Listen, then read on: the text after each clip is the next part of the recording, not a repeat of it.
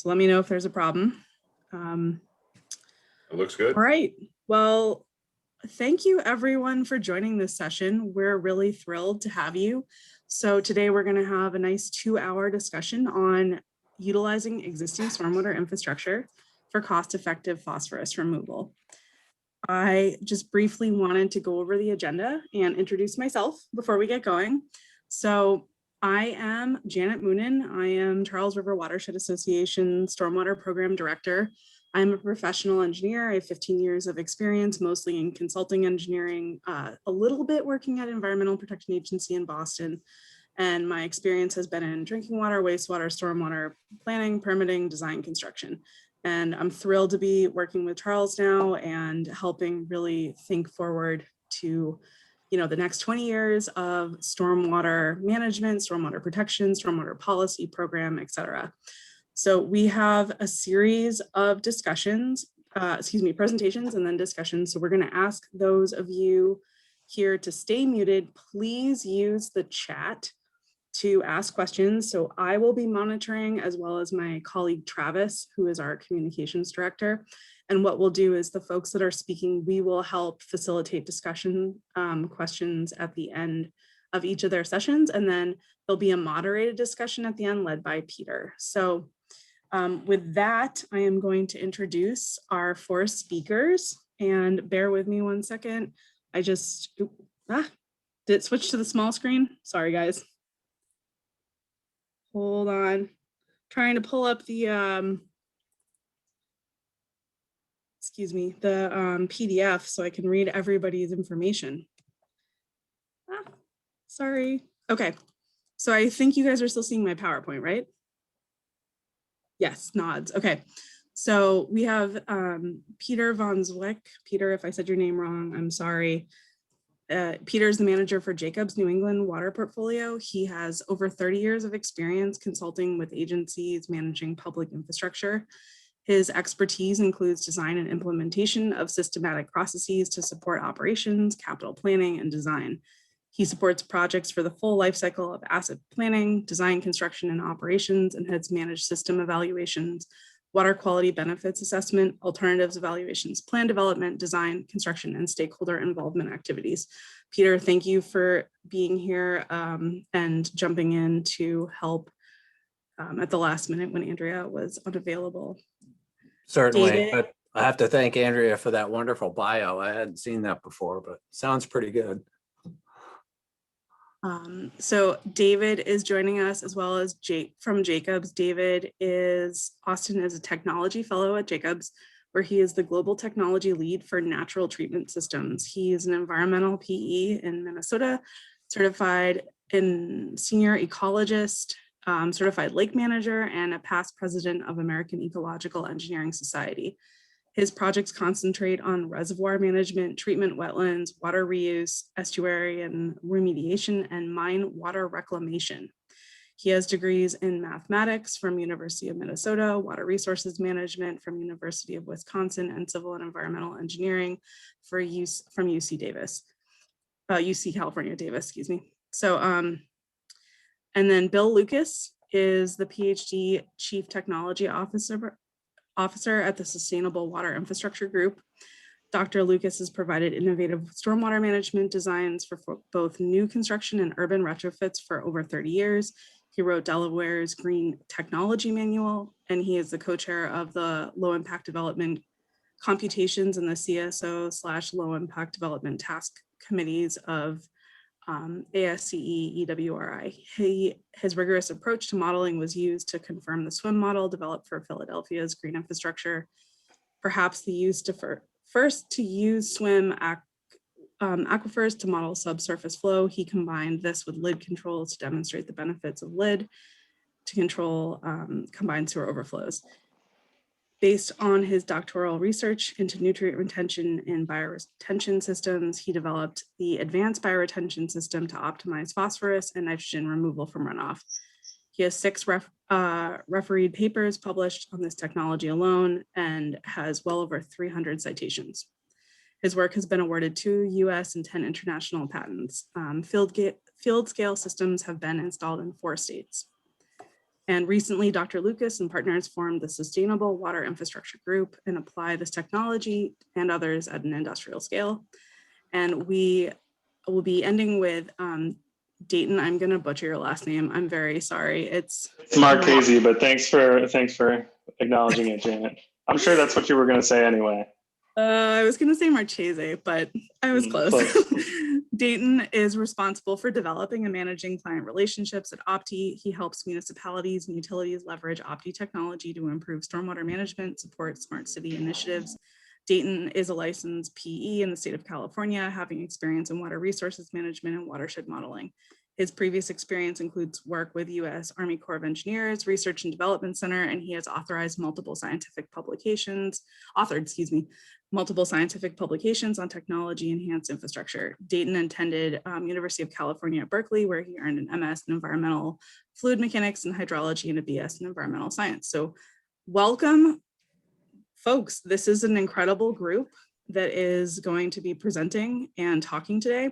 So before we get moving on, I'm just really briefly going to introduce Charles River Watershed Association, and then we'll get going with these really, really interesting discussions. So hopefully everyone can still see my screen adequately.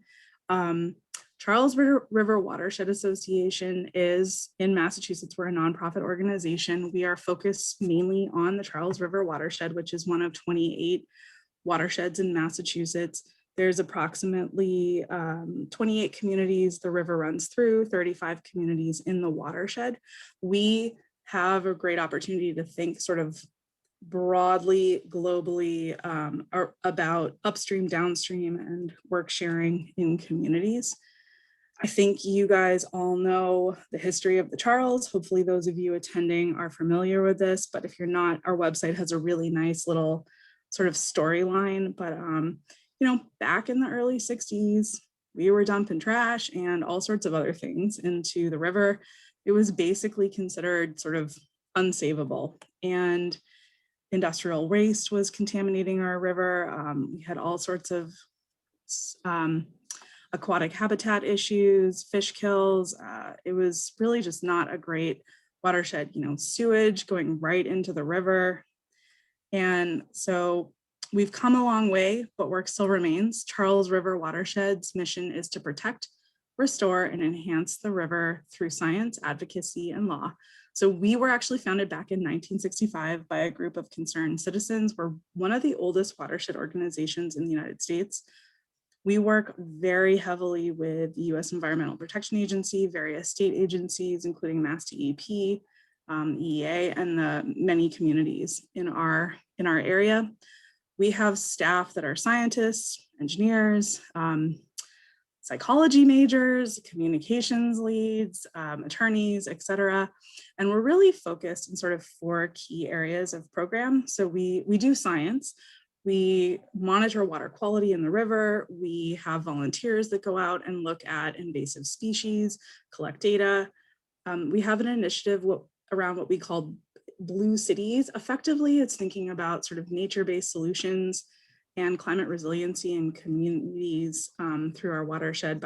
And so we work with them to do grant projects and you know, actual like design and construction of stormwater solutions. We do a lot of work on climate change adaptation, and that's through policy and advocacy. We have a toolkit on our website. So those of you who are joining, there's a bunch of examples of different policy recommendations we have around like local code for tree canopy preservation, wetlands, regulation and bylaw updates, stormwater bylaw and ordinance updates. And then we do a lot of work in law advocacy and policy, as I mentioned, so especially working, like an example project we're doing right now is we're actually working with Mass DEP and US EPA, and we have a consultant on board to develop a model phosphorus control template. So those of you who are familiar with the Massachusetts Municipal Separate Storm Sewer System General Permit, which Peter's going to talk about next, so I'm not going to get into the details, but we are actually developing some tools and a template that's going to help everyone comply through a grant program. So that's our overview. Just checking the chat to see if there's any questions. All right, well, with that, if there's no questions for me, and I'm happy to take questions at the end, I think I'd like to turn it over to Peter to have him talk about the permit. Very good. So we have audio. Next would be what? Screen sharing, right? Yes, thank you. Where did that go?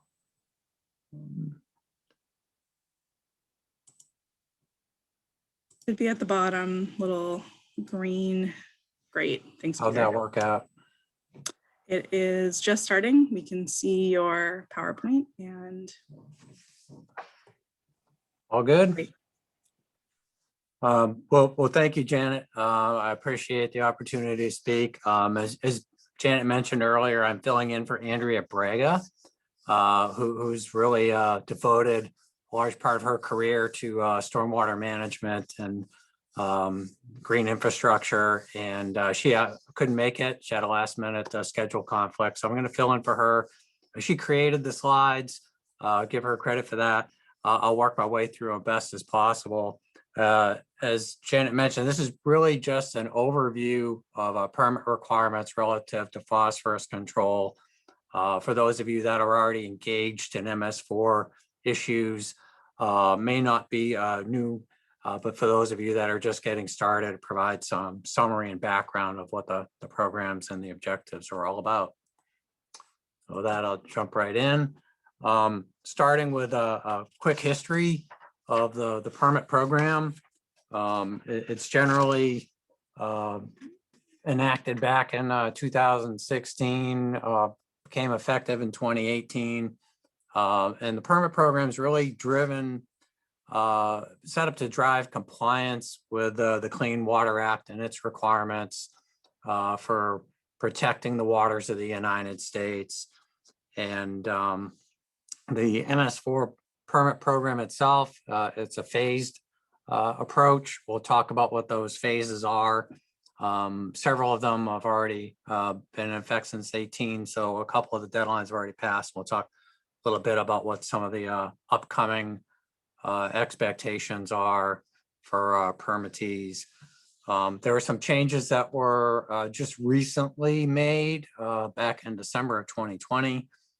In general, that left the context of the original permit in place, just provided some greater flexibility on a couple issues. And for those of you that want more information or not already familiar with this, there's a link shown here. There's a lot of really good material on the MS4 program on the state and the EPA websites. Really clear guidance and useful communication tools for municipalities. So going through the timeline in a little bit more detail in terms of what the expectations are. This slide summarizes some of the key milestones. As I mentioned, the first 2 years are somewhat behind us. Back in 2019, permittees were required to submit notice of intent, stormwater master plans, IDDE program developments and outfall rankings. The next year in 2020, further developing their programs, system mapping, catchment investigations, stormwater plans for municipally owned facilities, and an annual report. In 2021, which would be the next deadline, includes requirements for dry weather outfall screening, updated ranking of the outfalls based on some of the early investigations, and ordinance governing new and redevelopment within the municipalities. So that's what's coming up in June. Hopefully most people are well along at putting that sort of documentation together. In 2022, this is where we get into sort of the focus of today's presentation, to develop and submit phosphorus control plans. And a lot of what we're going to talk about today is going to provide some details on what some of the expectations are for that component of the permit. So this particular slide shows specific to the Charles River Watershed Association, the communities that are involved from Arlington through Westwood and Rentham, what the basic requirements are. It really, all these communities are subject to phosphorus controls required to meet TMDLs established for the Charles River Watershed Association. And the specific requirements are in Appendix F, A1, describing what needs to happen. And we'll talk about more specifically what those requirements are, especially related to phosphorus control. But phosphorus control is not just important in the Charles River watershed. It basically impacts a lot of water bodies and a lot of communities in the state. This particular slide shows those communities that are subject to MS4 requirements and phosphorus controls for lakes and ponds that have established TMDLs, and that runs from Auburn through Ludlow and Winchendon. The requirements for these are different than they are for the Charles River Watershed Association, and I guess the point of the slides and going through this is they're covered in Appendix F, Part A-2, and there are a number of these, and they're slightly different requirements depending on the water bodies and the impairments that they've encountered. Here's one on the Assabet River, Acton through Westford, basically also subject to requirements for reduction of phosphorus discharges. And these requirements for the Assabet River are covered in yet another section of Appendix F, Part 5. Other communities subject to requirements for phosphorus reduction in their discharges are shown here. These particular permittees are outlined in another section, Part B-2. And then lastly, this one here is in particular interesting. Discharges to water limited bodies where no TMDLs have been established. It's a long list of communities, and the requirements for these communities is in Appendix H, Part 2. The key being that going through these particular slides, phosphorus controls are a big deal for water bodies in Massachusetts, and that the permit conditions vary depending on the water bodies that are impacted, and they're all covered in detail in different sections of the permit. So digging more specifically into discharge requirements and requirements for some of the upcoming submissions, this particular slide outlines what's required by the end of year 4. And it's a phased approach as much of the permit it is. In year 4, the real objective is to create a plan for phosphorus controls, and we'll talk about more what the contents of that is. In years 5 through 10, it's basically implementing what was planned in phase 1 and modifying the plan. So it's a very iterative approach with the whole goal of implementing controls within a 20-year period that may ultimately lead, in the case of the Charles River watershed, delisting it for phosphorus impairments.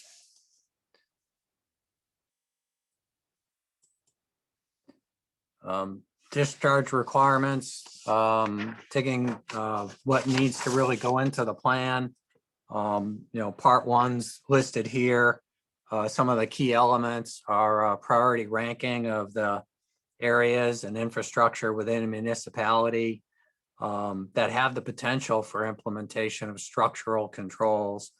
Look at through available screening and monitoring results, prioritizing where to go first, putting a plan together. And then ending sort of with detailed suitability assessments of the types of controls that could be implemented, accounting for soil types and other factors. So the key issue here is not only is phosphorus controls important, but there's some real material requirements for planning that are coming due soon. And municipalities, now's the time to really start planning about, what types of controls you want to put in place and how those projects would be implemented in terms of phasing and the types of controls that you'd be putting in place. And a lot of this, as we'll see in some of the upcoming slides, really is going to be dealing with retrofitting infrastructure for controls that will help achieve those goals a watershed at a time. And that's what a lot of the following papers will address as we step through this. Other requirements for phosphorus control, this one here basically gets into a source identification report, public education, the ordinance regarding development, redevelopment, good housekeeping practices. So there's more to it. It's a pretty structured program that's been established through the permit. This particular slide gets into more details on the other requirements within 5 years to the effective date, evaluating all permitting owned properties, presenting retrofit opportunities for structural BMP installations.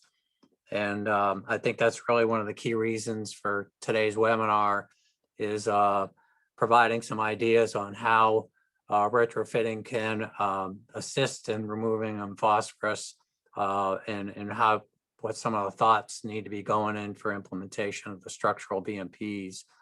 It really gets down to actionable and trackable plans, a listing of the BMPs, a plan and a schedule for implementing them. That's coming up in the year 5 annual report.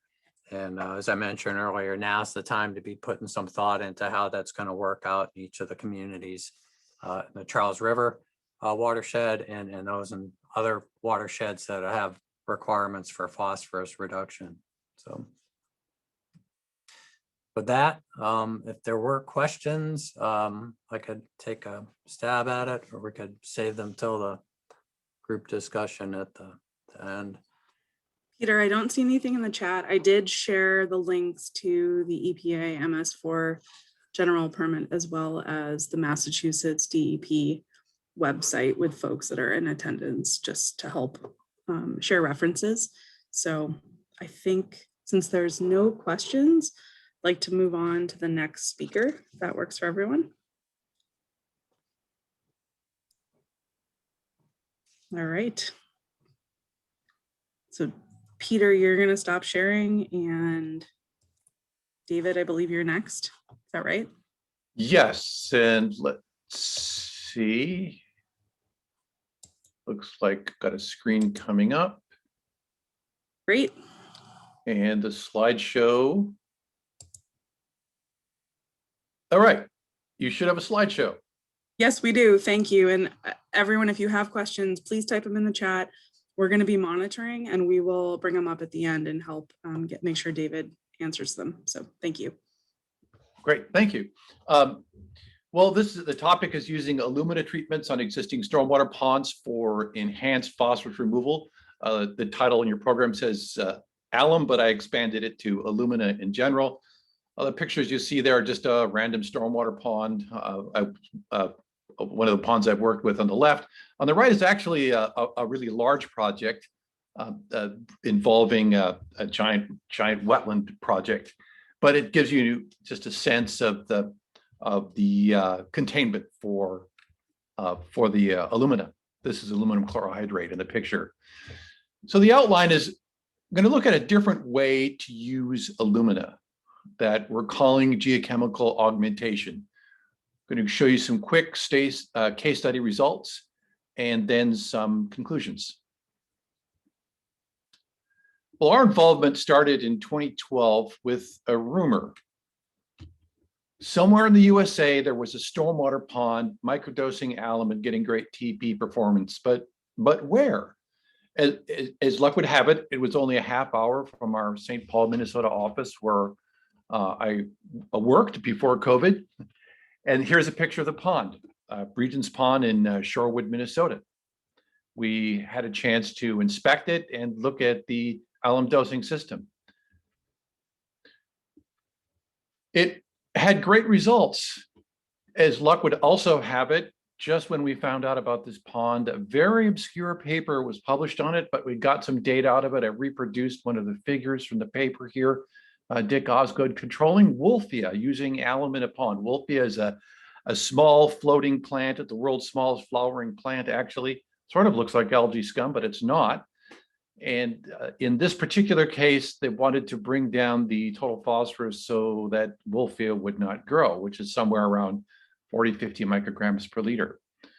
All that was done was the injection of a stream, so basically dripping in a stream of alum with very small dosing pumps and injecting it into a bubble stream in a pond.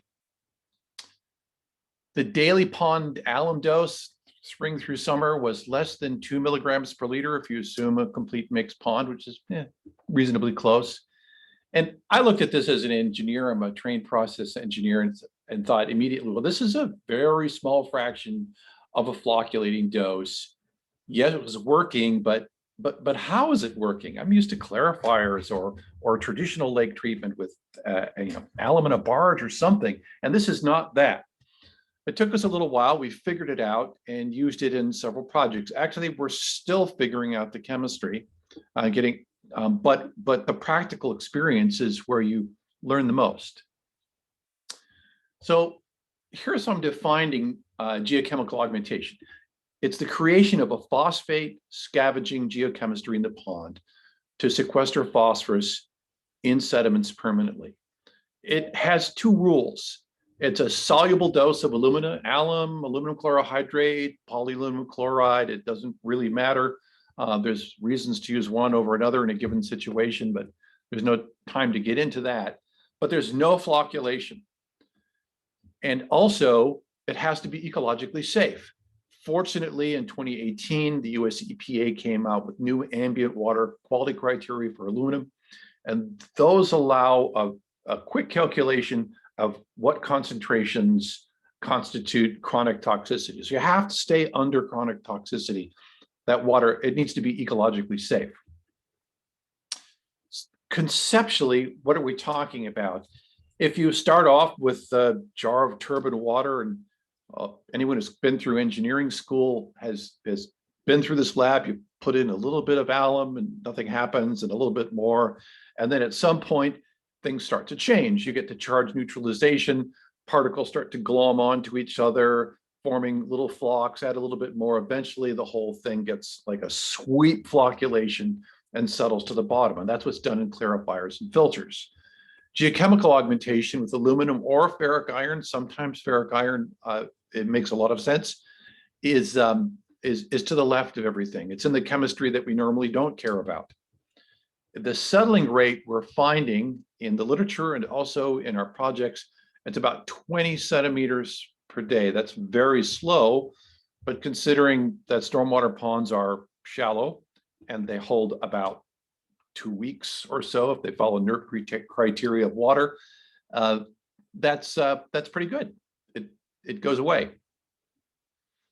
The first thing we did was to replicate the Minnesota project, that whole methodology, in a stormwater fed lake in the city of Great Bend, Kansas. It's technically a stormwater pond that might not be polite because it is the pond in the park in the city of Great Bend, Kansas.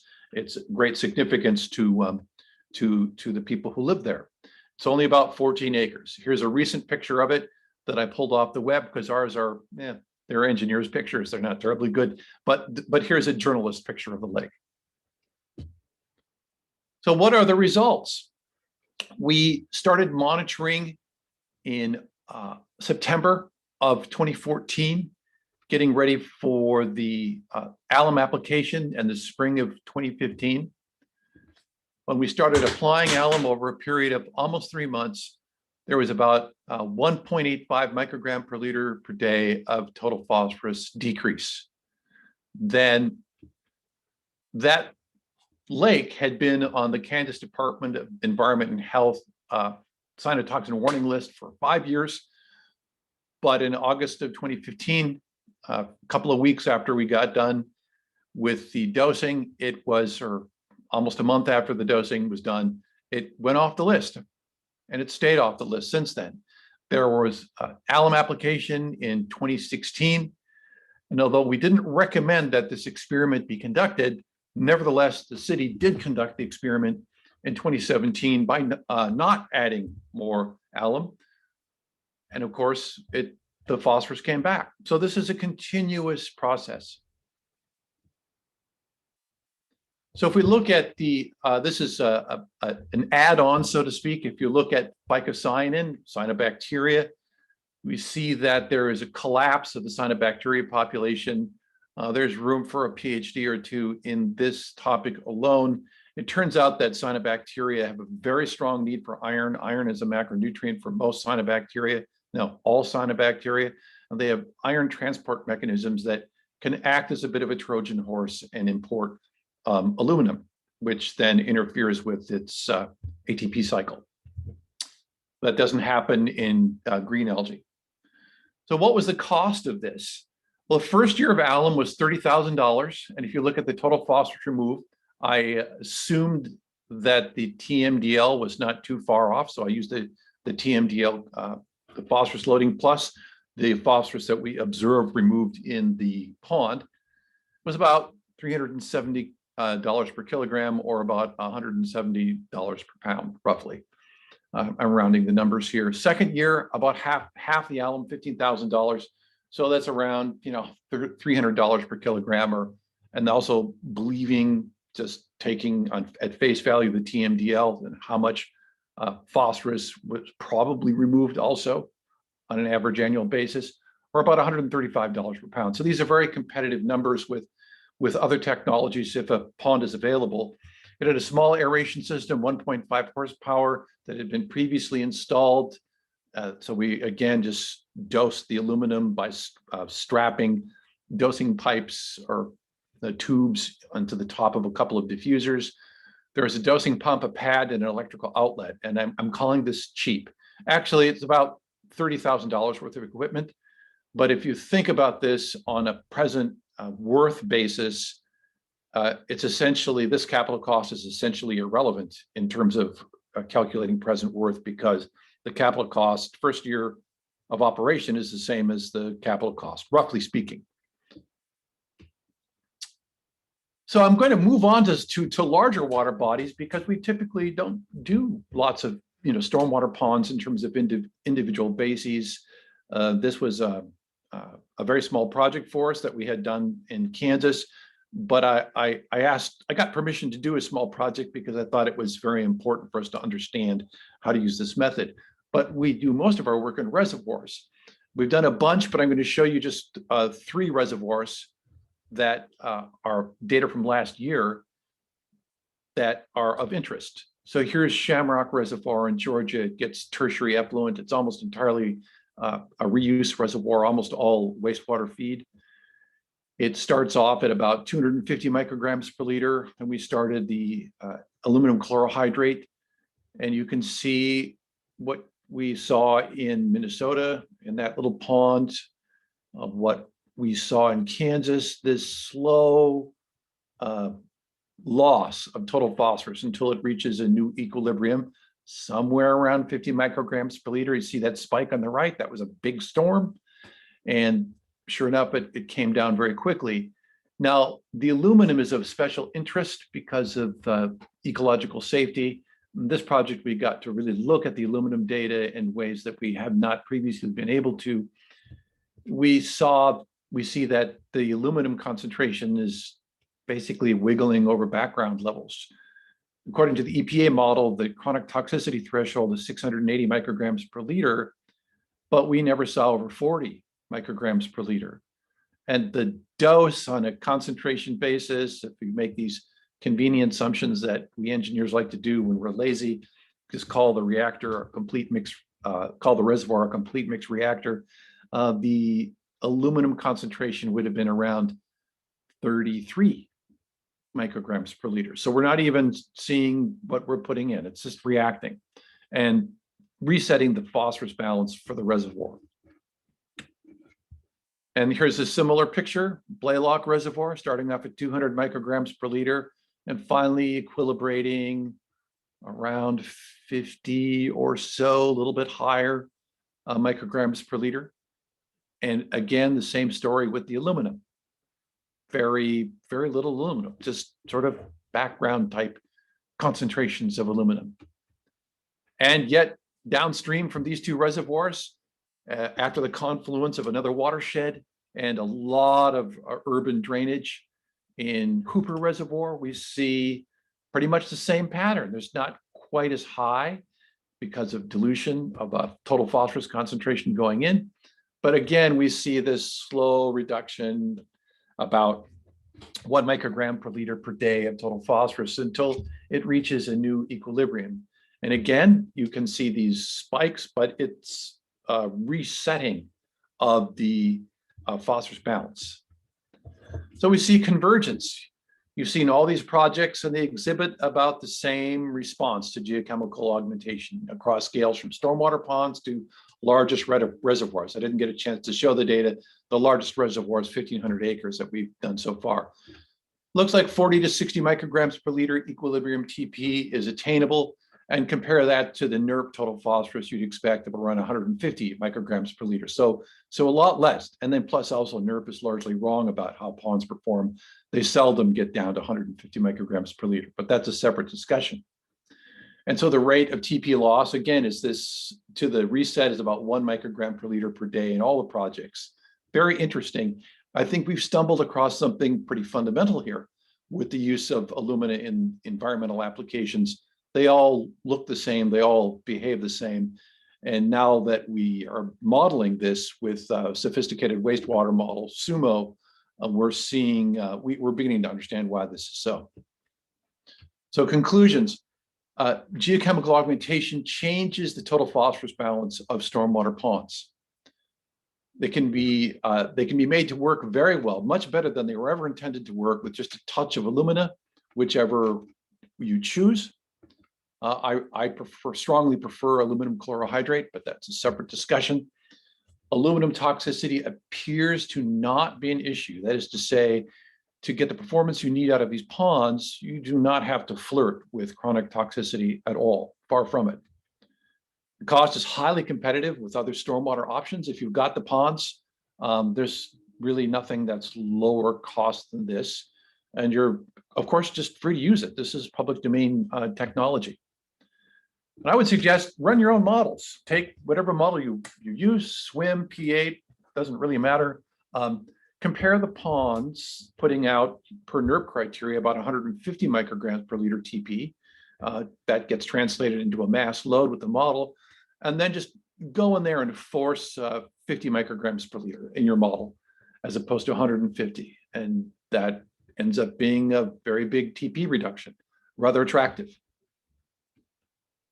And with that, thank you. I could take a couple questions or we could wait till later. David, thank you. That was very interesting. Does anyone have any questions? You're welcome to type it into the chat or unmute yourself if you'd like. Nobody's okay. All right, well, folks, save questions for later then. We will proceed. So next up, we are going to have Bill Lucas speak. So Bill, you are on. If you are up for screen sharing.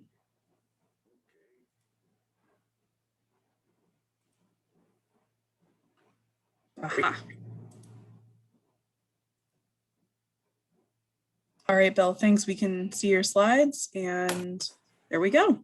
Thank you. Okay, thank you so much. Really appreciate the opportunity here. And I'm going to be presenting the back end of the Alum treatment system using water treatment residuals. And basically water treatment residuals are the solids left over after coagulating wastewater with alum sulfate typically. You can also use ferric. I stay away from ferric because it has redox issues sometimes. And but at any rate, the aluminum settles out the organic matter and colloids as well as the phosphorus. And so then that's decanted, settled, belt pressed, and dried. And you end up with a nice gloppy organic mass that has a lot of aluminum left in it. And they have a very high residual phosphorus retention ability. So the system I'm talking about today is called the phosphorus elimination system. And this is a kind of an industrial wastewater treatment type of system where the water passes through our media with WTRs and other amendments. And it has a good capacity to bind up all those phosphorus compounds that are coming in, both ortho P as well as organic P, surprisingly. And we've got, these are planted systems, so they're set up to last for a fair amount of time, depending on your load and how thick you want to make the media and how you want to blend it. So this is a case study of the system that we just installed in Florida last year. And we're treating 2.0 mgd over about 1.1 acres in a variety, a series of sequential cells. And the plantings that you see, in particular, the cannas have really taken over, and they do very well. So it infiltrates at roughly 6 feet a day and goes through the engineered media and then out back to the chlorine contact tanks. So in essence, what we're doing is we're taking it from the filters, treating it, and then returning it back to the wastewater treatment plant. So this takes actually 2 pump stations, so it's a bit complex. So basically, this is a quick background on how the media operates over time. And essentially, it's an inverse Freundlich isotherm, where the more phosphorus the media accumulates, the higher the equilibrium concentration is going to be. So as you can see, as more mass is retained, the outflow concentration goes up. So what we do is we project the removal and then average it out over the life of the project, and that's how we figure out, how to size the system, and all those various different factors. How deep is the media? What percentage of amendments, and that sort of thing. And so this is one of the ones we use for the Doctor's Lake phosphorus elimination system. And here are the results from the system, both as a box and whisker and just an actual scatter plot. And as you can see, we have pretty high inflows. They were averaging, the median was exactly 6. The mean was 0.739. And the outflows are running at 41 micrograms per liter. And those are flow weighted numbers, by the way, because sometimes we pump more than one day than other days. And this represents about a 95% removal. And we've already removed 2,100 pounds and 370 million gallons of effluent so far. So at any rate, we could put in 2 PES systems at the Milford and Medfield wastewater treatment plants. And that could basically eliminate the summer phosphorus load of about 2,000 pounds a year. So that's a good start for a centralized bolt-on wastewater treatment facility treatment system. However, the MS4 requires, I believe, over 6,000 pounds per year. And, we've got to do something else. And this means that we have to get into both distributed and end of pipe load reductions. in addition to just the point source treatment. And, you know, obviously it'd be great if we could do distributed GSI, green stormwater infrastructure, as it can be really effective, but it's not cheap to install. And therefore it's difficult to, you know, install enough of it to really take a bite out of your runoff loads. So we've also worked in fairly innovative end of pipe solutions, particularly in China. And I'll be presenting both options here for potential consideration. For starters, I worked with CDM, now CDM Smith, in developing the planter trench system that's used in Philadelphia. And essentially, it's just a tree planter that takes runoff from the street, but it's a fairly long one, so I can get a fair amount of bioretention media so I don't overload the media. And then the media discharges into a surrounding envelope of stone underneath the sidewalk. And you'll see its underdrain goes from one cell to the next, to the next, to the next. And the game plan was, well, if you're going to dig up the sidewalk to put in the underdrain, you might as well backfill the trench with stone. So in essence, the PES media removes your phosphorus while the stone reduces your CSO loads. So if you take a look in the right picture there, you can see how the orange under existing condition has a lot less low flows compared to the treated system in blue. So the orange has much less blue below the line, much less than blue, and the blue is much less than orange above the line. The line, red line being the CSO threshold. So you can design these systems, and if deployed, you know, comprehensively, they can make a huge difference in both your CSOs and flow duration curves and whatnot, as well as phosphorus load.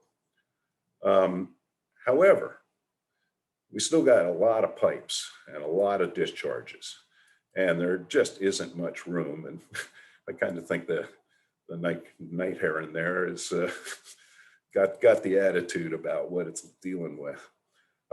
So in essence, if you take a look at a lot of the Charles River Watershed, everything's connected by pipes underground, all going straight to the river. So what we thought was, let's go back to what we did in China. And this is what we call the gravity swale. In essence, this is a system, I've got a river restoration project where the pipes are coming in actually below water surface elevation. So in essence, we've got an overflow weir, but we divert flows onto actually a saturated underwater media vertically, as you can see, collected again by a horizontal pipe and then discharging directly into the river. Now, this, you have to be really careful, obviously, because we're now putting back pressure on the pipe. So you have to have regular maintenance of the grid, of the distribution chamber, but it can work very well. And so here's just a schematic of how you could have a series of cascading swales. These again are in, I believe, yeah, these are metric somewhere in China. They fit in right along the edge of the river. And here you have a restoration project we completed in 2017 in Jiangsu University at Zhenjiang, China, which is about an hour outside of Shanghai. Now, Chinese runoff is unbelievable. It has so many illicit connections. You're talking about 25 milligrams per liter and 1 to 3 milligrams per liter P. It's a big number. At any rate, we were tasked to basically restore this entire river for about 1 kilometer, and we're treating the end of pipe coming in from 3.7 square kilometers of this ultra-urban watershed. We've also applied a slightly different system, which I call the Advanced Bioretention System, which is our original version of the PES. The PES is basically a pumped ABS. And we were thinking that it would be great to tie in PESs into existing stormwater ponds, but looking around, we couldn't find many ponds to tie into. So we figured that some of these more effective and extensive treatment systems would be the way to go. And so what you're looking at here is, again, a little bit less than an acre, treating about 1,000 acres of runoff. And if you look at the right picture, you'll see the walkway actually has all these slots underneath of it, which are a whole series of lamellar clarifiers to remove most of the grit and sediment that then cascades onto the media. And as the ponding fills up, you have overflow outlets. And this is what it looks like now. This got a huge major award, national award in China. And this shows you how you can really turn these end of pipe solutions into something that can be quite attractive and a real amenity. And so, at any rate, to conclude, the Doctors Lake PES is a great example of a regional system for point loads. But if we add PES media to the distributed and end of pipe stormwater systems that I just showed you, the runoff P loads could meet the TMDL and MS4 requirements without having to disturb the built upland landscape, assuming that sidewalk disturbance is a temporary thing. Now, the one thing that's interesting is that the plants not only improve the long-term P removal, they also improve the soil texture in our systems. And they're, obviously a wonderful thing to have for making a natural ecosystem out of this. And last but not least, this is a classic example of sustainable reuse. We're taking a waste product and turning it into something. But then that waste product is providing further sustainable reuse. It can be added to existing topsoil at maybe 10 to 15%. And so even though it's spent and it's going to be discharging at a higher rate, assuming the soil doesn't have phosphorus leaching, you can keep the discharge concentrations extremely low without using fertilizer. So the removed P is also reused. And by reducing fertilizer demand as well as reducing fertilizer P losses, that would otherwise occur if you had to apply fertilizer constantly.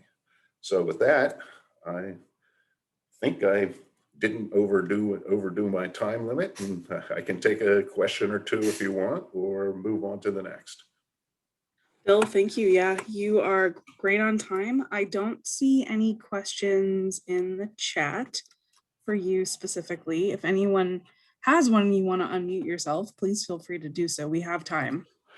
Yeah, I forgot to turn on my camera, but I'm in a hotel No problem. anyway, and so It's a weird world we live in. yep. I have a question. All right. Great, thank you. Go ahead. And I had to come in late, so I apologize if this was covered already, but how do you actually remove the media when it's spent? I mean, it looks like there's, plants and a lot of vegetation above it.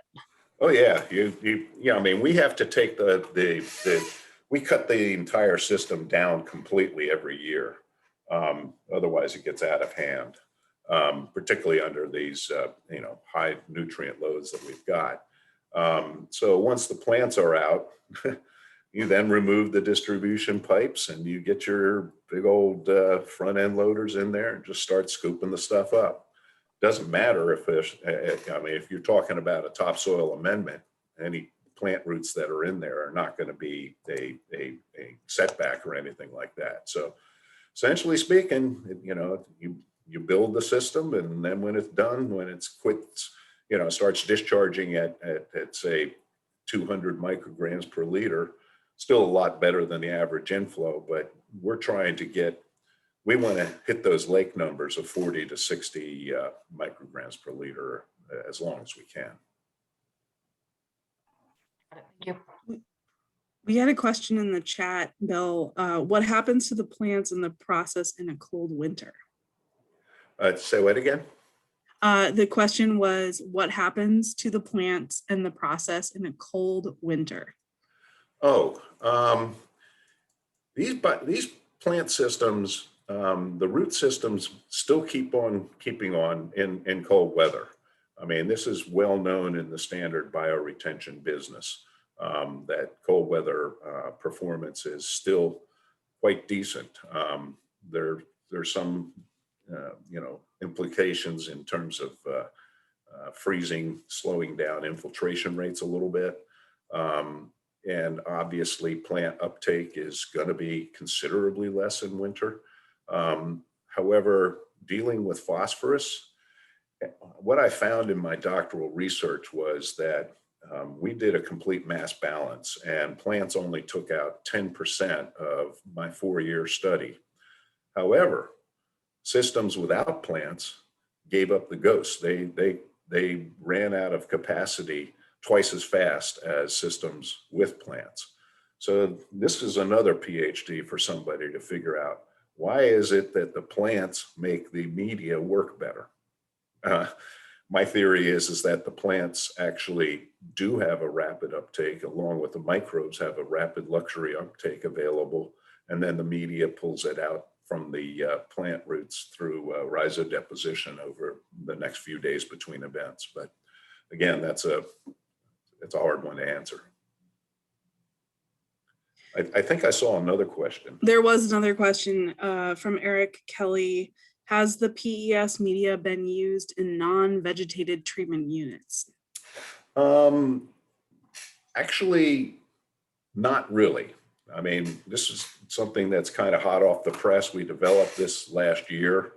And, the way we look at it is, why would you not have plants if you have room for them? But there's no reason to believe that it wouldn't work fairly well. But as I point out, plants really seem to help, but that was at a fairly low phosphorus loading rate, typical to stormwater. When you're doing wastewater, plants probably don't make much of a difference, because we're talking now about 10 times the load. So, if plants take out 10% on stormwater, they only take out 1% of wastewater. So I hope that answers Eric's question. Thank you, Bill. Well, I don't see any other questions in the chat. Anyone else? Feel free to unmute or chat. I have one more, Janet. This is Eric. Go ahead. Bill, I'm wondering, what's the ratio of residuals to the other components in the PES media? Because I know University of Vermont has been doing some research on doing bioretention with residuals amended soils. I'm just curious, it seems to be what the volumes are, since production of residuals is usually one of the limiting factors as far as availability and quantities. Yeah, this is actually a proprietary media. I actually have the patent for using residuals for stormwater management. So I'm going to have to discuss this with the University of Vermont. But needless to say, the actual proportions are proprietary. And I will say that it takes an awful lot of experience to use residuals properly. There's much more to it than just blending the residuals. So yeah, it's something that I'm been doing now for 16 years. So I've been pretty familiar with it. I was actually the first one to publish the concept of using residuals in bioretention systems. they've been doing the research. I don't know if it's been directly funded by EPA, but I know it's ongoing as far as for the TMDL up on Lake Champlain. Yeah, no, I thoroughly support folks, independently verifying my technology. But the fact of the matter is, nobody has met the sort of reductions that I've been able to develop and now deploy with my partners. We have another question, Bill, from Catherine Woodbury. Are you working with EPA to get this media approved as a phosphorus treatment? We're primarily working with in Florida, where there's a huge phosphorus demand, phosphorus removal demand, and funding to actually do it.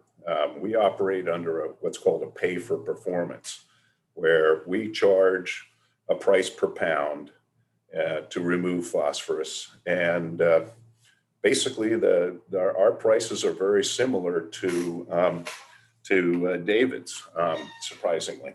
So, we can be cost effective as well. As far as the EPA goes, we've kind of taken the tack that we're just going to go service those who are willing to be, to do this. There's, I imagine about, as I said, there was 300 citations of the work that I've done on this. So WTRs are well known, and nobody has found any sort of adverse reactions or anything from WTRs. The aluminum content in after it's stabilized is in the 30 to 100 micrograms per liter. So it's well under the EPA threshold as well. Hi, this is Catherine. Can I do a follow-up on that? Please Sure. go ahead.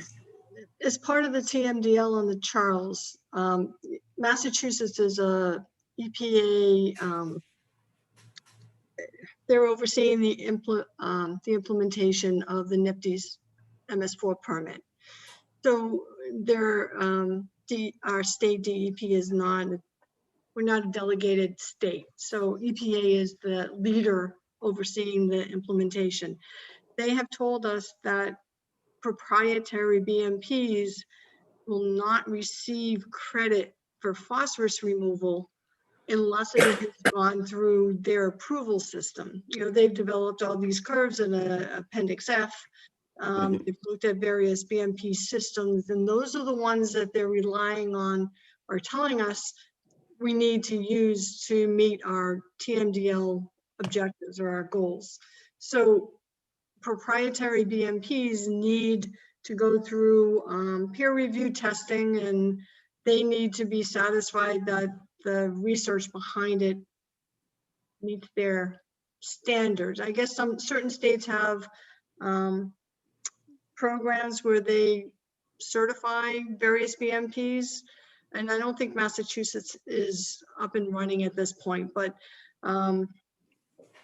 that's the only reason I ask, is because for us to use any of the proprietary BMPs, they have to be vetted and approved by EPA if we're going to get credit for it. Well, that's really good to know. And I kind of got brought into this at the last minute. And so I'm not nearly as up to speed in terms of Massachusetts and the specific regulations and the delegations of EPA to be the one to make the call. So all of those things are very, very good to know. And believe me, we will contact EPA probably before the close of business today to get started on that. I know a fair amount of people there at EPA myself, and so we have some good places to start. And I thank you very much for the word to the wise. Yeah, Catherine, thank you. That's a really important question. And that's one of the things Charles River Watershed Association is thinking about as we think through this additional 17 years of implementation of the phosphorus control plan, is credits related to non-structural BMPs as well as the structural BMPs, and the fact that proprietary structures are not currently allowed credit in the permit. So we are thinking about that as well from our advocacy and policy side. And that's part of why I joined the organization, because the credits that are there do not cover everything that's possible. And I think that's why this is such a nice session to think broadly and have people be understanding other options. So with that, let's move on. Can I just pipe in? This is Sarah Yes. Nalvin. I just have one more thing that I think would be useful on that Great. topic. I am with VHB, and I'm working with the Department of Conservation and Recreation, DCR, on their MS4 requirements. And just so everyone knows, Appendix F and the creditable BMPs in there is, like you said, not an exhaustive list. There's plenty of other BMPs out there. And the EPA acknowledges that. They are happy to have conversations to get future creditable BMPs and added to the appendix in the next iteration of the permit. So we are actually having conversations with EPA on behalf of DCR right now to work with them to credit a couple measures that are not currently in Appendix F. And if approved, they will be in the next iteration of the MS4 permit. So just putting it out there that it's an option to get measures in Appendix F that aren't currently on there. You just need to work with EPA for a good crediting measure. But in terms of the proprietary systems, like Catherine was saying, they want those vetted by a third party. They don't want the information coming from the.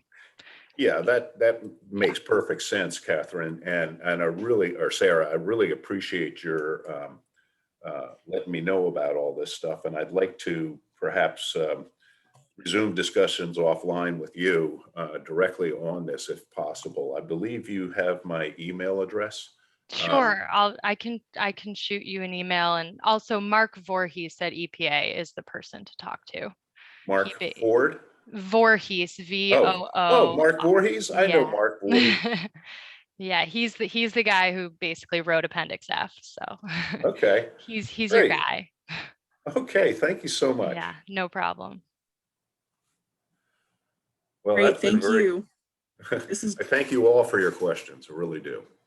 This is good. Thank you all. All right, Dayton, let's move on to you. Bill, thank you very much. And like I said, at the end, we will have more time for questions, and please type questions into the chat for Dayton as we go so we can have him answer questions at the end of his session. Yeah, that's great, Janet. Thanks. Great discussion, Bill. Very interesting projects. Appreciate you setting it up. And I think it's going to be relevant as I talk about continuous monitoring and adaptive control, or CMAC, which is a way to improve water quality with distributed BMPs upstream. So I'm going to take us a little bit farther upstream in the watershed, show a few case studies, introduce the technology. I'll show case studies from out of the state, but I'll point out that Opti is a Boston-based company. I'm a frequent kayaker on the Charles River, so I'm excited to be talking locally here. But just to set this up, I'd like to say that CMAC and Opti really were born out of this idea that our watersheds experience challenges. They experience issues with water quality, like we're discussing today, also flooding, sewer capacity issues, hydromodification. And these issues are often happening when upstream stormwater assets are underutilized. And this is really the problem that Opti sought to tackle. Again, when there are challenges going on in the watershed, but there's still capacity in upstream lakes and ponds and stormwater vaults or other infrastructure. And then with CMAC, which is what I'll be talking about today, these assets leverage data and information to do more for the community. So they leverage upstream data, downstream data, data about future conditions from the weather forecast. All of these are used to better control stormwater infrastructure. So again, CMAC is about leveraging information. So to start, the local weather forecast is ingested into a cloud software platform. The forecast is then converted into an expected runoff volume for specific stormwater assets. The CMAC software then checks if the stormwater assets have enough capacity by reading a level sensor in real time, reporting it back to the platform, and see if there's enough capacity to accept that incoming runoff. And if not, an actuated valve or gate or pump or something is automatically activated to draw the facility down and create that capacity. So the result is a stormwater asset working smarter, not harder, to use its capacity to the fullest potential. And this is achieved with a combination of field equipment and cloud software. The equipment's relatively simple: actuated valves, cellular telemetry, sensors, solar, line power.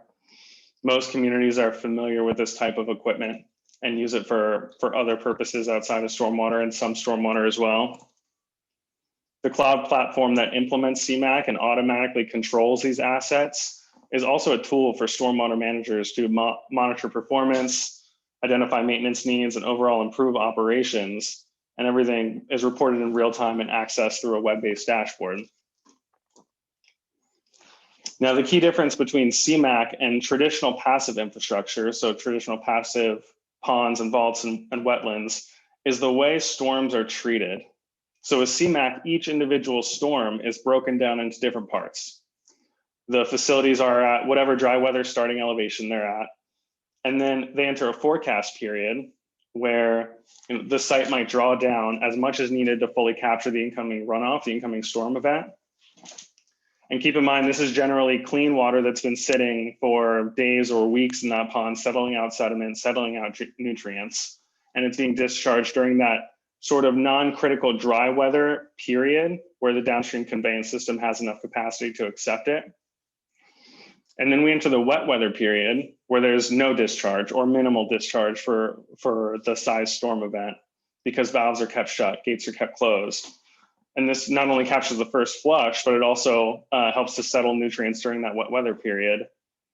And then after the event, water is held for a configurable amount of time, 24 hours, 48 hours, to settle those nutrients and allow the downstream systems to regain capacity before going into a post-retention controlled drawdown period. Again, cleaner water in that non-critical dry weather period.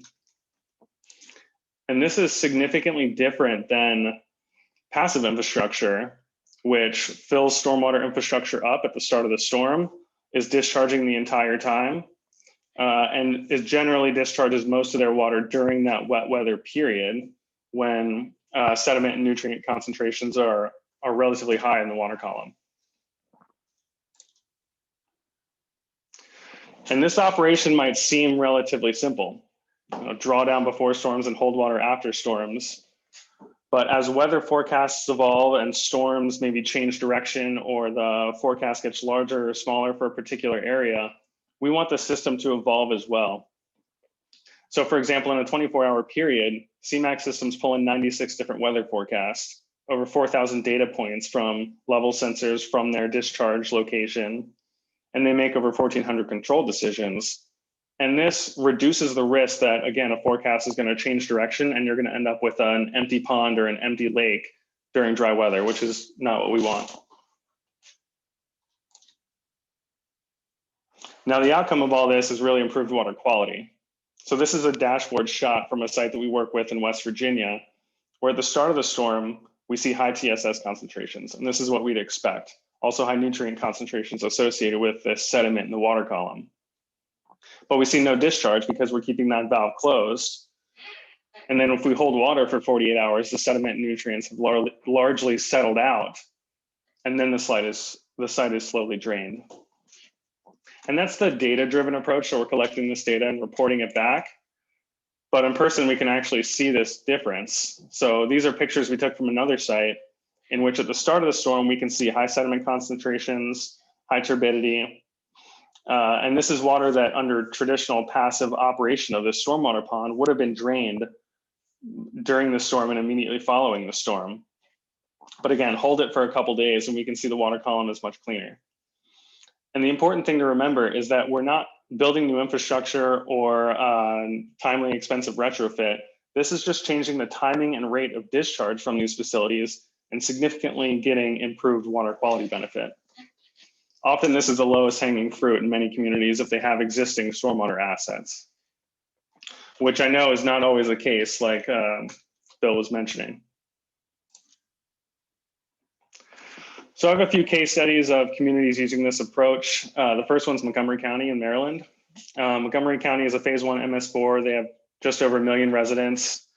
They're in the Chesapeake Bay watershed and they have to meet nutrient and sediment TMDL requirements.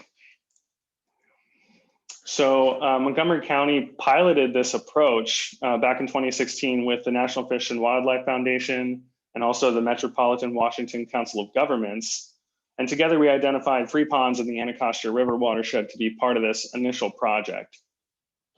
Now the Montgomery County pond is an inline pond in Sligo Creek, has a drainage area of about 440 acres. We installed 2 actuated valves, the cellular telemetry controller to control those valves, and then spun up software to control that discharge. We also monitored the pre-CMAC condition, so this passive baseline condition, and we can see what's typical. We have this typical flashy behavior on the left-hand side of the graph where the volume is just not being utilized. This pond is filling up, immediately draining. With it, sediment and nutrients are going downstream. Then we turn CMAC on and we see the pond is holding water for much longer periods of time. It's utilizing a lot more of its capacity. And it's this idea of utilizing the capacity that really is the basis for water quality improvement and water quality credit, which I think we'll get to some of the questions that were brought up about Massachusetts crediting. And the reason is, CMAC is actively controlling and using much more of that storage volume. So it's removing a lot more sediment and nutrients associated with that storage volume. So the Maryland Department of Environment recognizes this benefit and they grant additional water quality credit for that volume being actively controlled. So for this pond specifically in Montgomery County, the passive facility was only credited for its 3 acre foot permanent pool, which is typical. This is what we see. It has a permanent pool of 3 acre feet. It gets a small amount of water quality credit.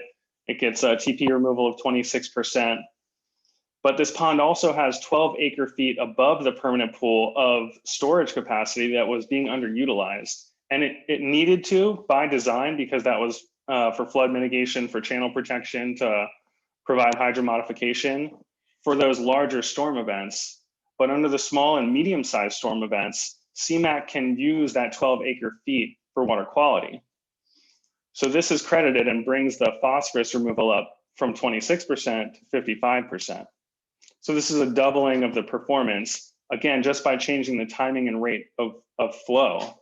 This is equivalent to, say, building another pond capturing 44 or 440 acres in this watershed, which probably would have cost 10x what it would or more to control this particular pond with CMAC.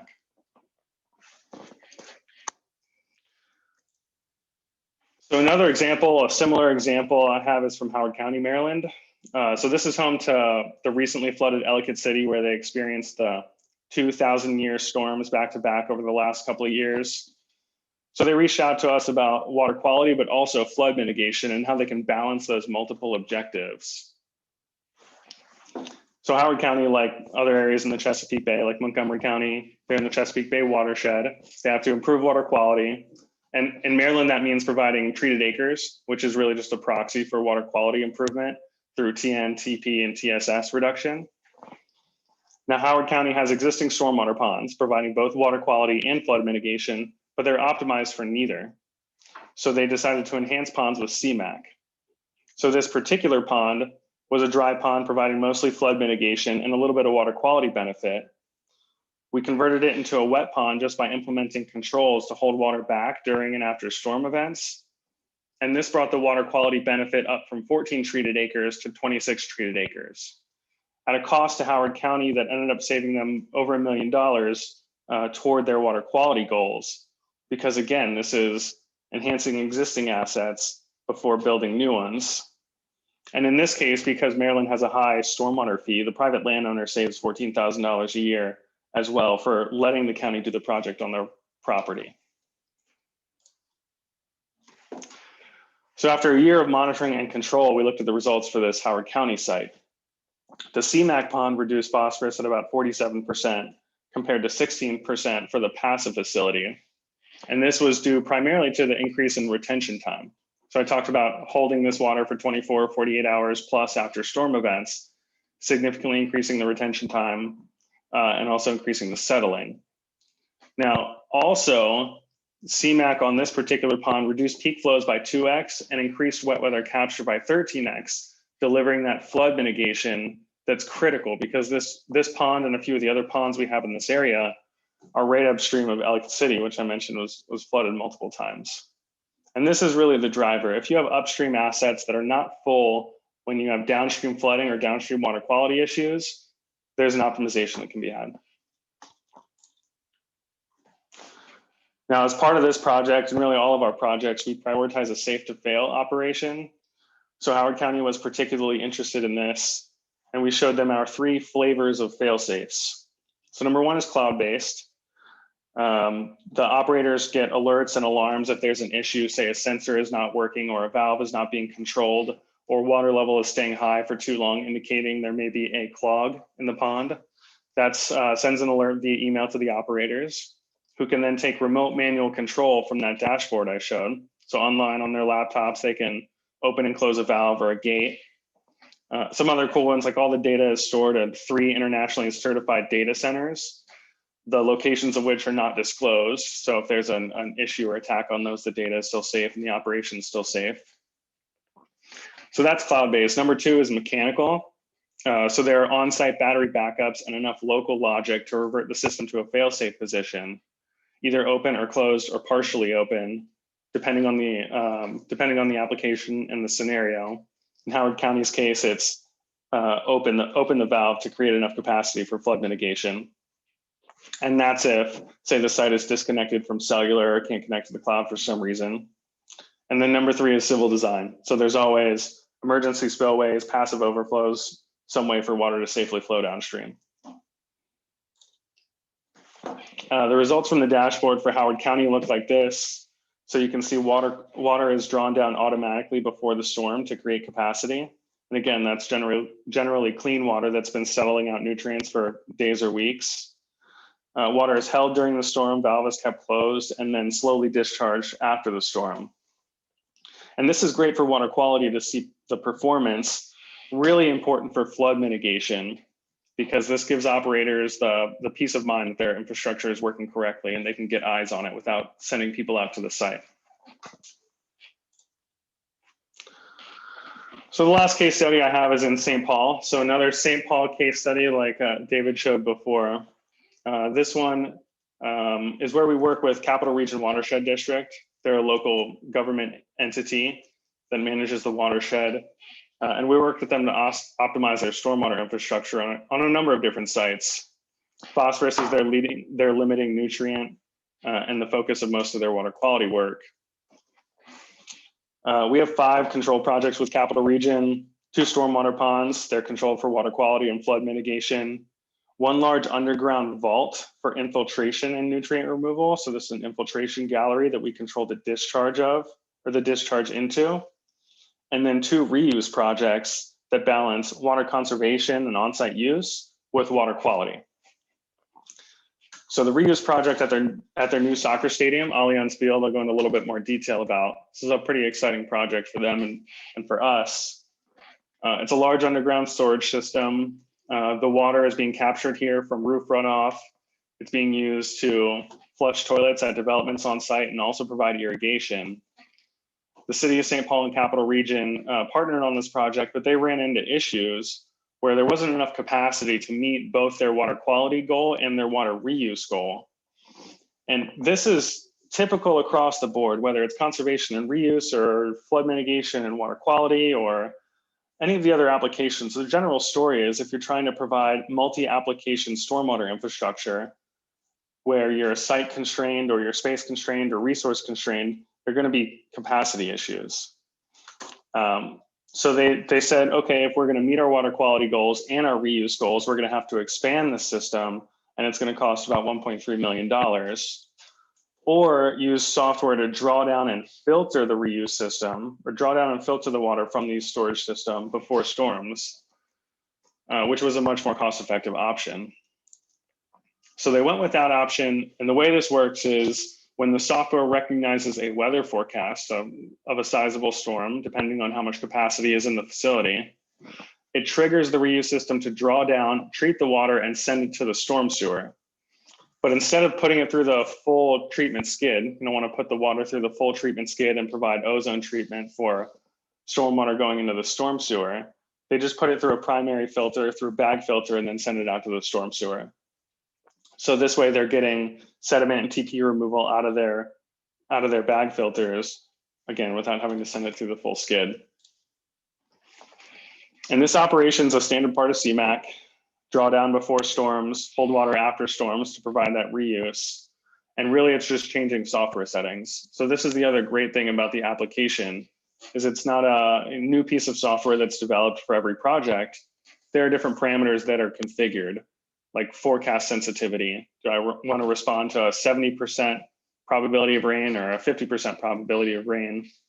And also watershed characteristics, so drainage area, runoff coefficient, all that's put into the software system, worked with the client and their consultants to fine tune it, and then it's off to the races and running. The outcome was that the system met the water quality requirements with its current size. So reuse alone, and these were the numbers that St. Paul and Capital Region were running, reuse alone was only providing about 60% of the target TP removal. So they were targeting 85% removal. And this is because a lot of the water overflows untreated in a typical reuse system. Storm comes, it fills the system up, it's being used for reuse, sure, but another storm comes and then it overflows. With CMAC, if you know the storm is coming, you can draw it down, put it through that treatment, send it to the storm sewer, significantly reduce the untreated overflow. And they brought their TP removal up from that, in this case, it was 51% of total up to 89% of total, which exceeded their target and got this project through permitting and approval, saving the city and Capital Region over $1 million on this. And lastly, I'll just say that communities nationwide are adopting this technology for water quality and also flooding and sewer capacity. And to the question about approvals for the other applications and for BMPs in Massachusetts, I'll point out that this technology for water quality has been approved by Maryland Department of the Environment, Chesapeake Bay Program, Washington State TAPE, and this gets back to the third-party testing and verification of these stormwater practices, so they're acceptable in other states. And we expect as more watershed data becomes available, other monitoring and modeling solutions come out, there's going to be a continued interest in this data-driven operation of stormwater assets with CMAC.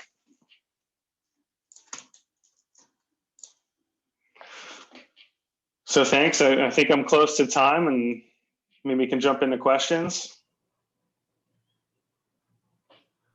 Dayton, thank you. There was a question from Damon.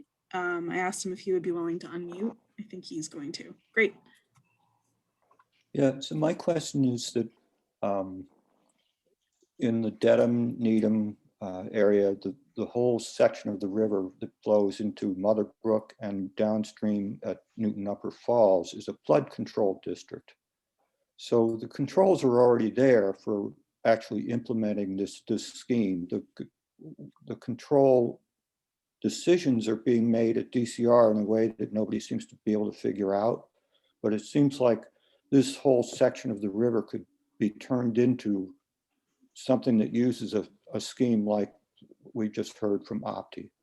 So I don't know if people are actively considering that, or if this is what people had in mind or what. So that's what my question is.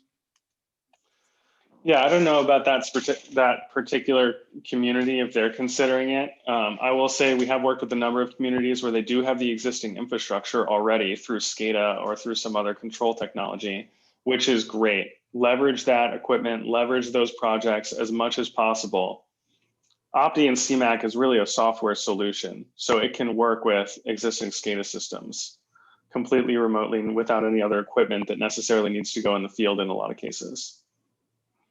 Same if there are already existing monitoring solutions. So a lot of communities already have monitoring. There's no reason that data can't be used. And it is being used on other communities to feed into the Opti platform and drive the control decisions upstream.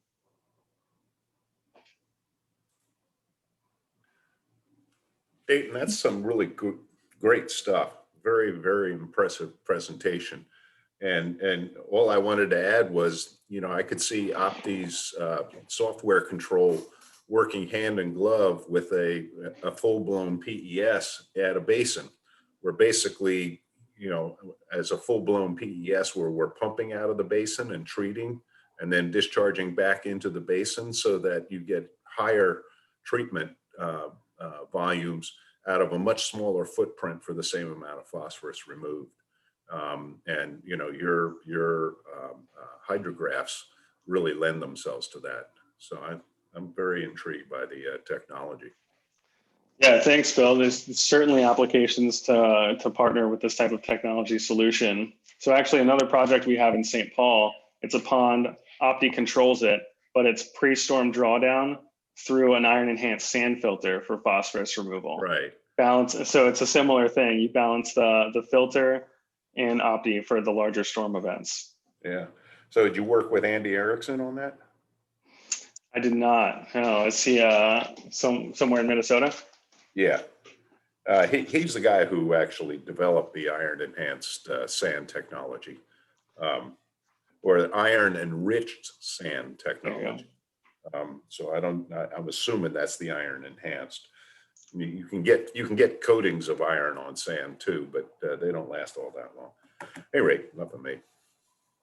So Dayton, we had a question as well in the chat from Hannah Johnson. Once enough retention time has elapsed to get the sediment out and such, why not send the water along rather than waiting until a storm is coming to draw down? So in some cases we do. It depends on what type of infrastructure. So if it's a dry pond, for example, I think this is a question. Typically a dry pond, then we retrofit it with CMAC. Storm comes in, it fills it up, we hold the water for 2 days, and then we slowly draw down and it's back to a dry pond, if that's the desired operation. Okay, great. Thank you. Mhm. So there's no other questions in the chat. Dayton, do you mind? Oops, sorry, I'm echoing. There we go. So if anyone has any additional questions, feel free to unmute yourself right now for Dayton. And then otherwise, we're going to have Peter move on and just kind of move into a moderated open discussion for the last 25 minutes here.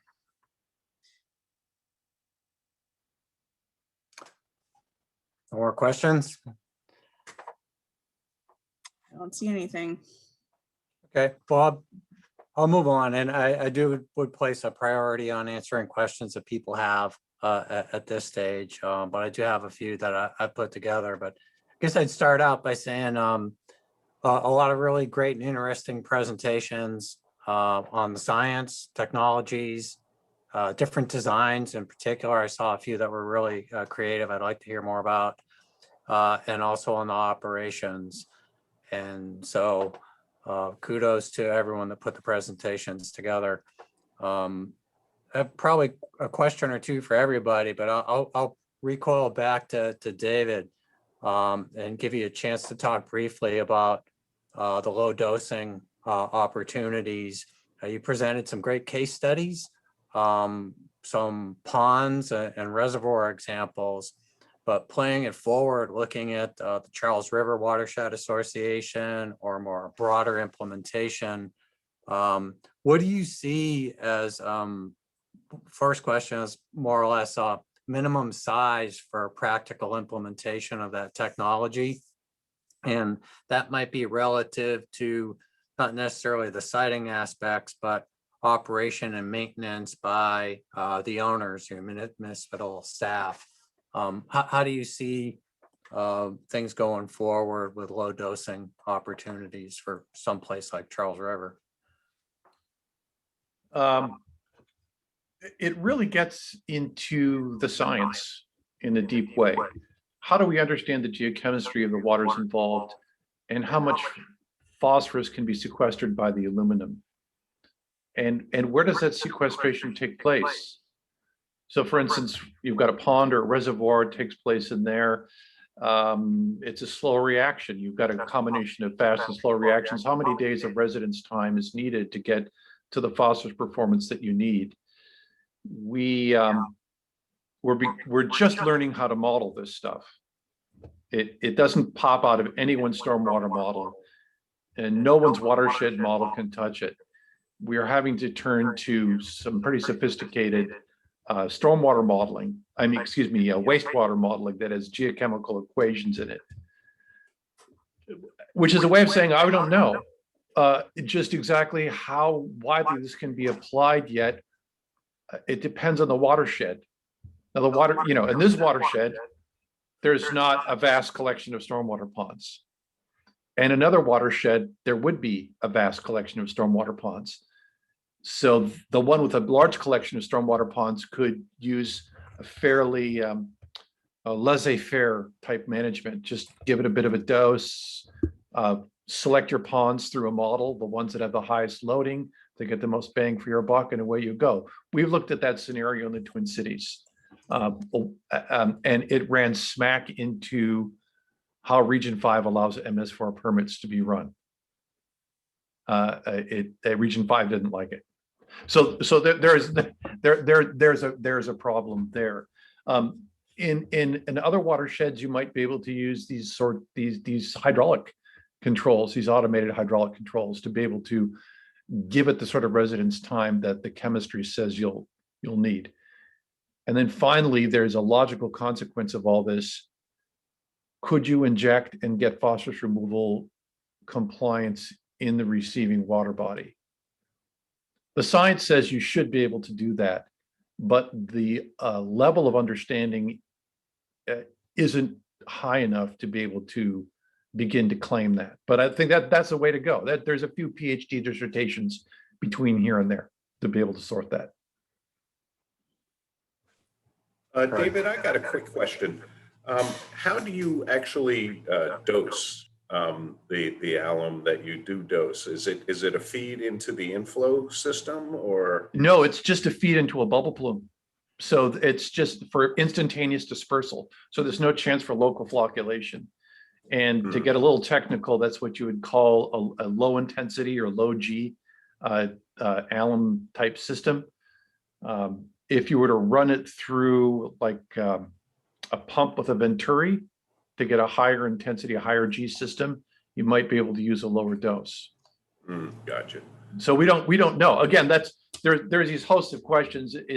Long story short, I'm really stunned that something this effective and this simple has really been untouched. So everywhere you go, you find out something new. Yeah, I just did.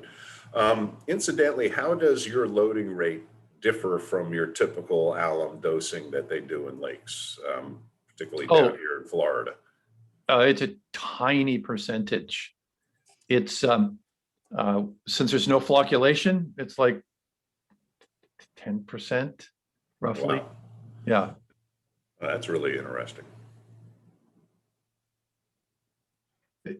If I may, it gets into the chemistry. If you look at how much aluminum is necessary to sequester, a certain moles of aluminum to sequester certain moles of phosphate, right? It's really for stormwater, for these low concentrations, it's not many moles of aluminum. It's just 1 for 1. So if you look at the total mass, it's really a small amount. But if there's a need to flocculate, then you need just that much more for the flocculation. That's sort of luxury, which you have to, like in Florida, you've got all these systems where there's a flocculation and sedimentation basin, then and out it goes to the lake, these stormwater protection systems. Well, you have to fluctuate, you have to flocculate. You need a big dose to make the sedimentation basins work. Yeah. But if you've got a big body of water with weeks, many days, weeks, maybe months of residence time, then you don't need the flocculation, and you can get back to the moles of aluminum per moles of phosphate plus the competition from dissolved organic carbon. Interesting. Very interesting. That was good. Yeah, I was really looking towards some of the longer term operational requirements of facilities like that relative to some of the more passive technologies. Municipalities looking to implement that technology certainly would have to plan for that as part of the adoption of the approach. But Yeah, you've got little dosing pumps and you've got blowers. Yeah. You've got to keep those up. And you have to make sure people don't steal them. So that's the hardest part. Our client in Kansas had to do a minimal facility where they would take a truck, bring in an IBC container, plug it in, dose for a day, and then come and take that out at the end of the day. Because the permanent, anything permanent would just be, as they say in the UK, it would be nicked. And so that's a huge issue. I think in any of these urban systems, how do you have it? How do you put in secure stuff that won't be stolen? And someone's got to visit it, a couple times a year. That's good. That's good input. It'll be interesting to see how it evolves going forward. Bill, I particularly liked your presentation as well in terms of maybe not necessarily the science part of it, but I thought you had some fantastic examples of dealing with siting constraints, which I think is going to be a big issue for all of us going forward, whether it's at wastewater treatment plants or some of the distributed systems. In particular, I think it was one of the China projects. It looks like you did some in-river locations of phosphorus removal systems. And I don't know if you can comment on that and whether you see a future for that in the States or not. Well, yeah, actually, these were in river. And of course, this is China, so you can do anything that the government wants you to do. So there was no permitting or anything like that. That would obviously not be the case here. However, a lot of your river frontage in some of the more impacted communities needs help anyway. And so I think it's a very viable opportunity to actually treat your phosphorus at the end of the pipe. And, the one thing that you have going for you is you have a lot of head. So I've got more head loss to deal with. Because quite frankly, instead of being permanently saturated, if I can elevate the bed above the river, that's good. Now, the thing of it is, during a flood, you're going to have issues, obviously. The stormwater will still go through the system, but there we might actually shift to an upflow filter as opposed to a downflow filter. So, these are, where we were working in China, the flooding elevation was only about 2 feet before it just went over the banks. So yeah, this would take quite a bit of hydraulic modeling and such, but I do think it's possible. Again, I'm just not nearly as familiar with your setting as I should be, and for that I apologize. So if I speak out of turn, just credit that. No, but I think one of the issues that made me realize is that regulatory community may have to be more accepting of invasion of what might be considered protected waters or even wetlands to help incorporate some of the controls that are going to be required to meet the pollutant load reduction goals that they've established. And I know Florida already had done some work on the Everglades restoration projects there, and created and converted wetlands are potential of just that, or maybe another example of going into spaces that have previously been considered inaccessible. So yeah, most of the Florida structures are called stormwater treatment areas that are these huge shallow wetland systems that can be very effective, but their acres per pound removed are very high. But then when you get over to the coast, it gets very tight. And that's a totally different issue. Great. Thank you for that. And then I wanted to comment on, Dayton, your presentation of the controlled systems was really interesting. It certainly showed some great benefits for pollutant reductions and flood control. And especially with the extreme events. I think that was a Maryland project as well, were interesting. I was wondering, I know somewhat familiar with the cloud-based purpose or the structure of implementing this.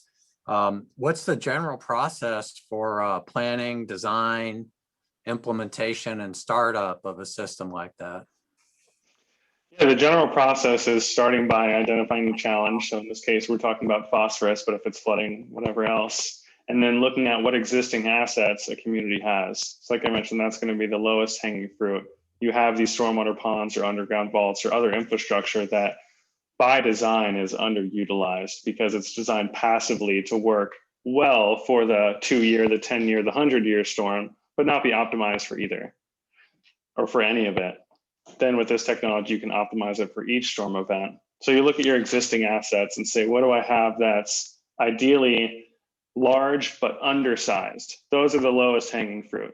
Large, undersized facilities. Large drainage area, but not capturing a large component of it, because your optimization is going to give you the most bang for the buck there. So that's the planning.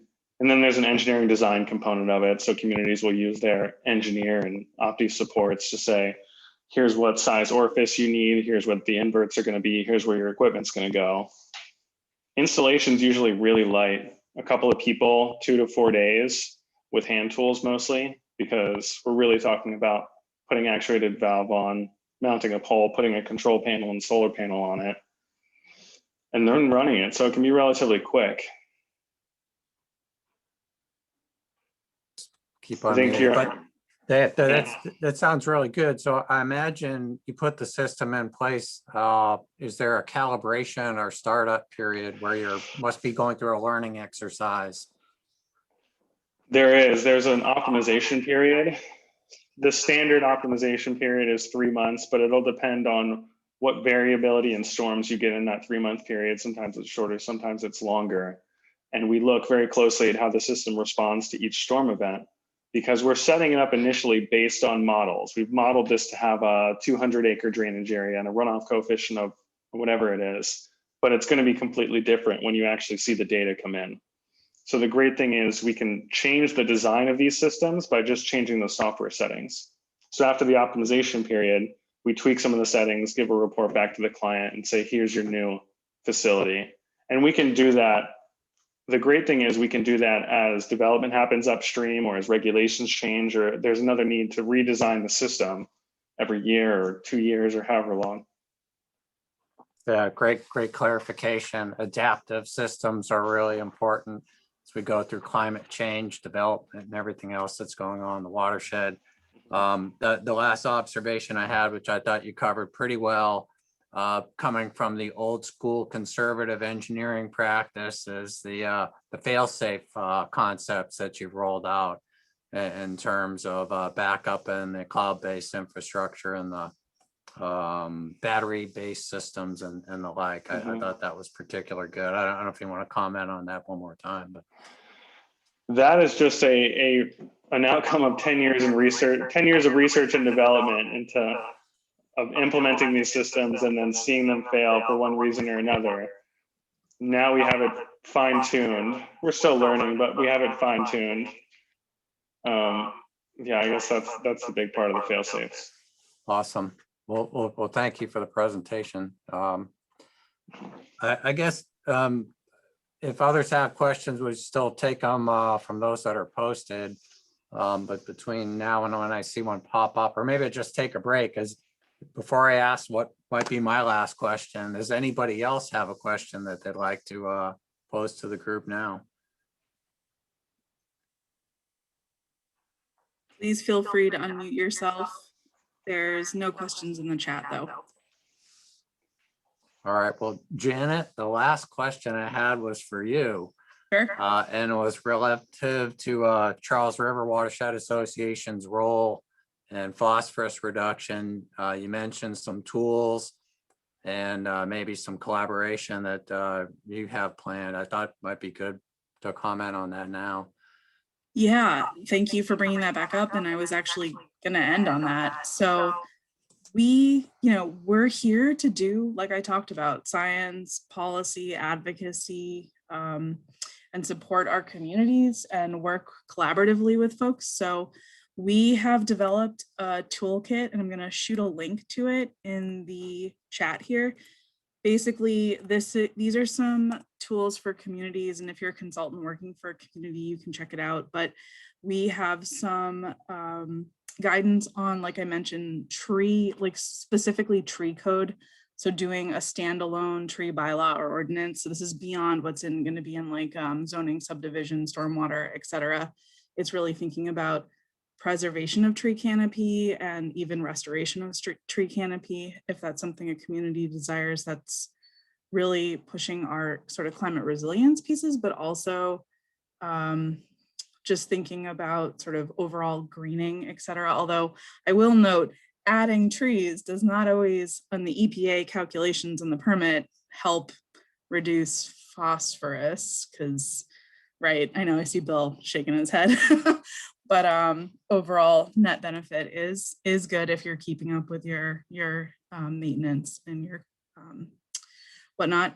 So we also have some recommendations for improvements to wetlands bylaws, as well as some specific recommendations if you are in the process of updating your local code or working with a community to update your local code related to phosphorus and stormwater management specific to the Charles River Watershed and the total maximum daily load. So we would suggest, oops, I meant to send this to everyone and I send it to the last person I was chatting with. Sorry about that.